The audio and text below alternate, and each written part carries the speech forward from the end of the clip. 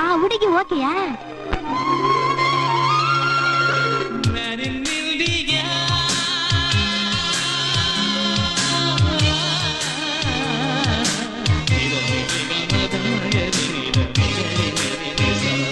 Hello aunty, ಚೆನ್ನಾಗಿದ್ದೀರಾ?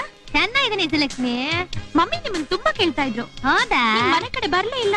ಬರ್ರೆ ಅಮ್ಮ ಬರ್ರೆ. ಬನ್ನಿ aunty. Bye bye bye aunty. Bye. ರಮ್ಮಿ ಸೂಪರ್ ಫಿಗರ್. ಫಿಗರ್ ಅಂತ ಹೇಳ್ಬೇಡ, ಅತ್ತಿಗೆ ಅಂತ ಹೇಳ. ಅತ್ತಿಗೆಯ? ಅಯ್ಯ ಅಪ್ಪ, ಅದು ಅವಳ ಸುಲಭ ಇಲ್ಲಪ್ಪ.